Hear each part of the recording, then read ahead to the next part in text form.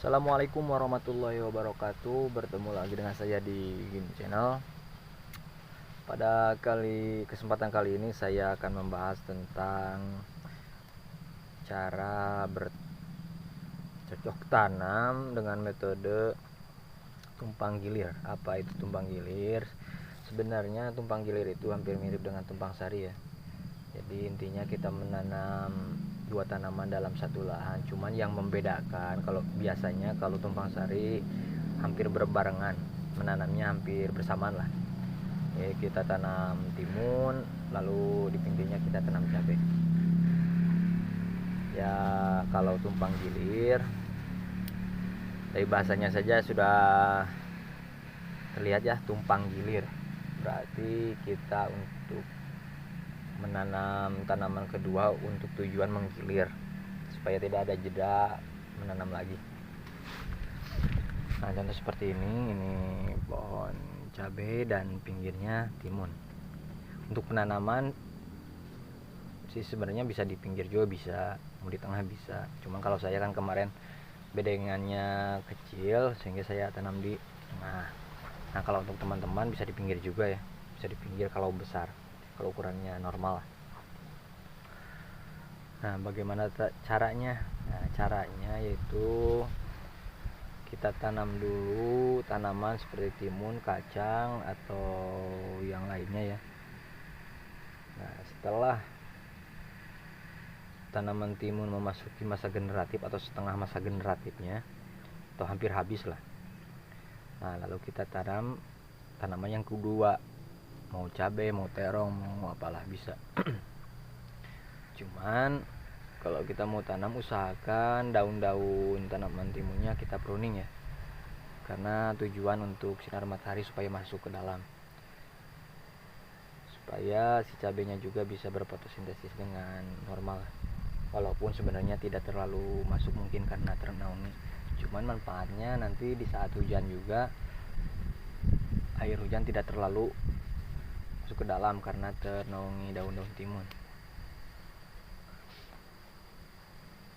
Kenapa saya gunakan teknik ini? Sebenarnya yang pertama mungkin karena lahan terbatas, tidak terlalu luas. Yang kedua mungkin supaya menghemat biaya juga ya, karena jika tanam menggunakan metode ini kita kan tidak terlalu mengeluarkan biaya juga. Contoh seperti dari pembuangan rumput-rumput liar, kita tidak terlalu banyak dalam pengolahan lahannya juga, kita tidak diolah lagi mungkin. Jadi sehingga kita tidak terlalu biaya tidak terlalu banyak keluar ya. Untuk perawatan memang sebenarnya kalau untuk perawatan memang agak sulit dibandingkan dengan menanam secara biasa ya, normal tanam cabai satu. Cuman ya kita sesuaikan aja lah. Kalau soal perawatan kan itu kembali lagi ke kita, sanggup atau tidaknya.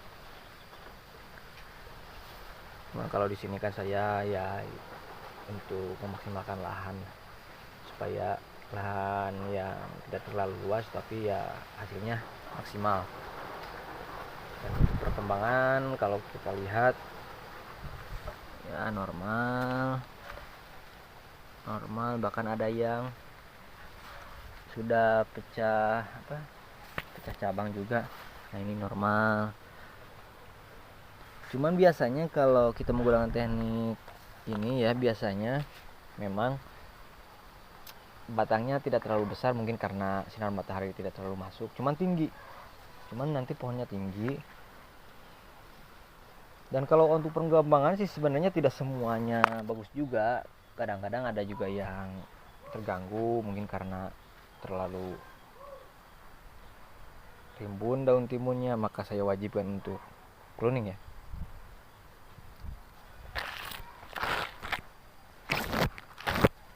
Dan untuk penanaman sih saya sarankan kasih lubang saja, jangan terlalu mengganggu akarnya juga. Jangan sampai akar timunnya terganggu. Sayang juga kan, tujuan untuk memaksimalkan lahan tapi kita mengganggu satu tanaman yang lainnya, ya kurang juga, tidak terlalu maksimal juga. Nah ini tanamannya, kalau kita lihat, nah ini kan, nah, ini sudah pecah cabang.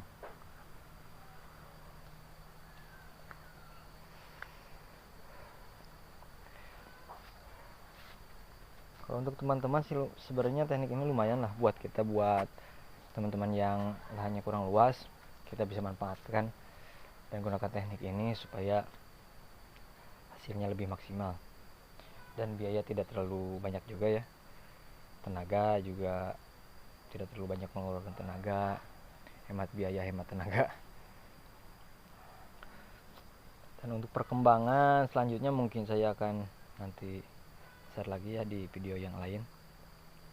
Kalau untuk perkembangan ini baru saya tanam hampir 2 mingguan, kurang 2 minggu lah, dan mungkin 2 mingguan lagi ya sudah berbunga, dan insya Allah timunnya juga sudah habis. Kalau 2 minggu ini timun paling 2 mingguan lagi ya habis. Nah untuk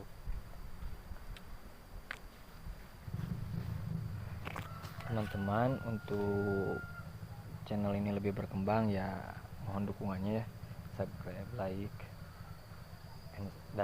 dan share-nya ya jika bermanfaat. Dan mohon maaf bila ada kata-kata yang kurang berkenan atau salah ya. Tujuan saya di sini untuk sharing atau berbagi supaya kita lebih maju. Untuk informasinya sekian dan terima kasih. Assalamualaikum warahmatullahi wabarakatuh.